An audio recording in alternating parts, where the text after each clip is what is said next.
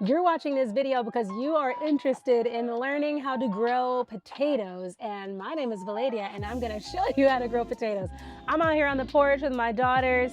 We are going to plant one, two, three, four different types of potatoes today. This is for my people who don't have a huge homestead like I do, who don't have a lot of land. Maybe you have an apartment with a little back patio. Maybe you got a little balcony. Maybe you got a little front yard, a little backyard.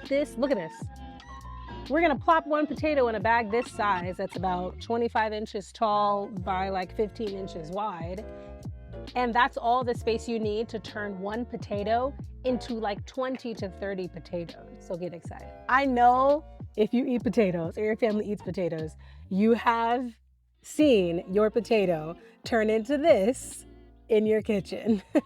Maybe it's been in your cupboard, in the cabinet, somewhere you forgot about them, and they became this. These little alien-like creatures on your potatoes are called the eyes. And while it may look like something very creepy and otherworldly, this is a good thing because this is the plant matter of your potato. A potato is a root vegetable, like a beet, like a sweet potato, like a carrot.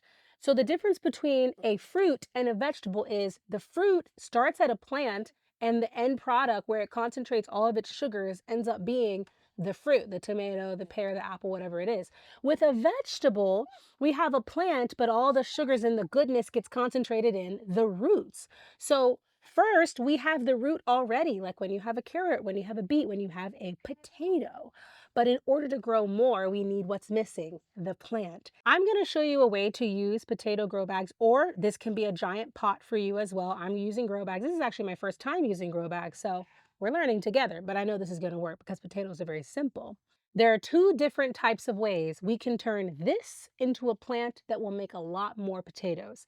The first way is by taking this that just happened in your kitchen, plopping it in some dirt, saying a prayer, and getting potatoes afterwards. The second way is by cutting.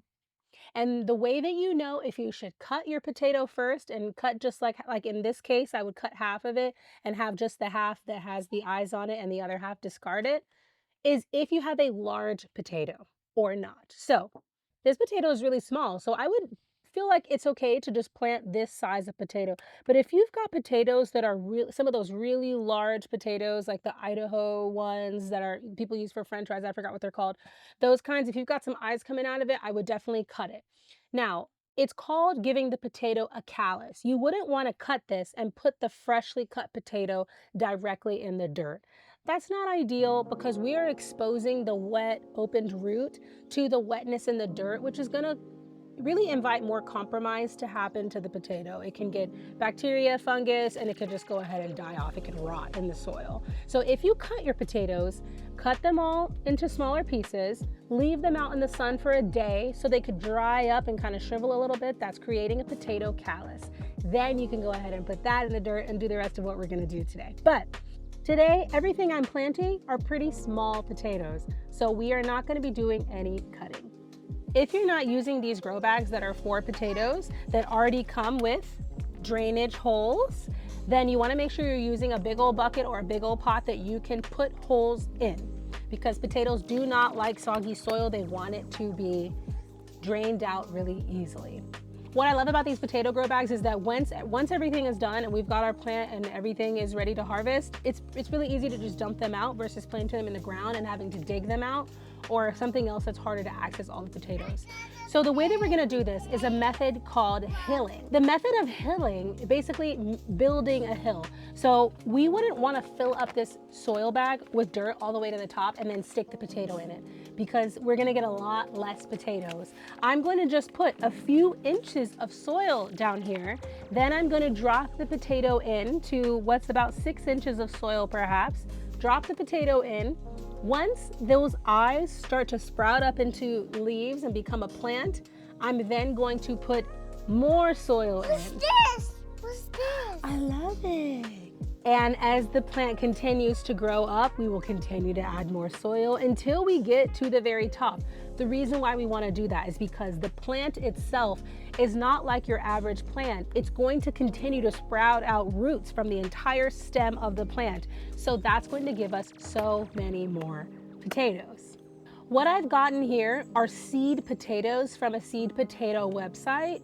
The reason why it's nice to get potatoes from a seed potato company versus the grocery store is grocery store potatoes can sometimes carry a little bit more disease than potatoes that are meant to be grown and multiplied. It is not the end of the world. If you've got a potato that you have sprouted eyes from the grocery store and that's all you have planted, girl, you can plant it, it's gonna be okay. So I have ordered my seed potatoes. I've got here red Pontiac. I've got, whoopsie, German Butterball. I've heard really good things about the flavor of these. These small ones are called Amorosa potatoes. And this last one here is Yukon Gold potatoes. Those are some classic potatoes you see in the grocery store. They came as regular potatoes that you could eat, but I went ahead and let them sit in a dark box so that the seeds could sprout. Got a big old bag of soil here. Here we go. We're going to get started. And while I'm adding 6 to 8 inches of dirt in every potato grow bag, I want to tell you about today's video sponsor, which is the lovely herbal wellness brand, Valadia Organica. I started Valadia Organica in 2018, right when I fell in love with the world of herbalism and became an herbalist myself. And the passion was creating an herbal brand that filled the holes, you know? Like there's a lot of stuff out there, but there's some stuff that I was missing. I started Valadia Organica from my mom's apartment, and it has grown to having our very own building here in Columbus, Georgia, where we fulfill hundreds of orders a week to all over the United States. If you have any questions about whether my organic herbal tinctures work for things like stress, anxiety, anger, I've got a kids line for kids sleep, for kids anxiety. I've got something for pregnancy, for men, for breast milk, for fertility, for yeast infections, for bacterial vaginosis, I got it all. Read the reviews on ValadiaOrganica.com and see that we have people whose lives have been changed by my tinctures that are made with completely organic herbs. We source a lot of our herbs from small local farms. And I really care about this business and how much what God has given us and what Mother Earth has given us can help heal our bodies without side effects, without spending $1 million, without really hurting our bodies on the road to getting better. So make sure you shop www.valadiaorganica.com, and thank you so much for supporting a mother-led business. All right, we're almost done. We're almost done with this dirt.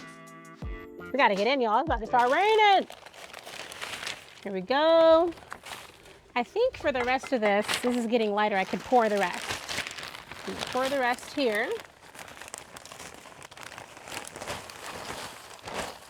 All right, we're gonna start with the German Butterballs. Look at all those eyes. That's all potentials for an entire plant to grow. Ooh, there's wormies. It's okay, they'll go away. She's going in the dirt. We're gonna face the eyes up, like so. Boop, boop. And we're gonna cover her lightly, like so. That's it, look how easy that was. Now we're gonna do one of the Yukon Gold. I already see which one I want to plant. All right, here's the one I'm going to use because it's got a really thick cluster of eyes, so I know she's ready to go. It's already got the tiniest little green leaves possible on there. She ready. Yukon Gold. Now this is a little on the fat side, but you guys, I'm not even going to cut it. I'm still just going to stick it in. It's going to be okay. Mwah. I'm going to go ahead, cover her up and just a little lightly on the plant part. So I'm going to do the same thing for my other 2 varieties of potatoes. And y'all, it's as easy as that. When you see your green plants pop up, add some more soil on top of them. It's going to feel weird because you're used to seeing a green plant and not adding soil on top of it. Add the soil on top. It's okay until you're all the way at the top. Then it's going to start its big, bushy, beautiful, extravagant show. You will harvest your potatoes when the greenery starts to turn yellow. So the leaves will flower, and then they will start to turn yellow and die off. That is when you know the plant part is over. It's time to get the potatoes out. If you have a potato grow bag like this that's specifically for potatoes, you got a cool little window right there where I can take a sneak peek on my potatoes. But to be honest with you guys, I don't really know what I'm gonna use that for, because once they're done, I'm gonna be taking this entire plant on out. But anyway, It's really that easy. Potatoes are like a treasure crop, and I find them really fun, especially to do with your kids, because you don't know what's going on down there for so long, and then when it's time, it's a surprise, and it's incredibly rewarding and fun. That's it, y'all. I'm excited. Let me know in the comments what you think about this video, if you like more tutorial videos like this, and if you are growing potatoes, what type of potatoes are your favorite? And what type of way do you like to enjoy a potato? Because with my varieties, I'm about to make some mashed potatoes, some boiled potatoes, some French fries, cut potatoes. I can make some hash browns. I can saute them. I can toss them. I could throw them with a little butter. I could dip them. You could make all different wedges, tater tots, the rectangle hash browns, the oval hash browns. You fry them up crispy, real good, real good. I could dip them. I could flip them. I could toss them. I could throw them up in the air. Ooh, it's gonna be good.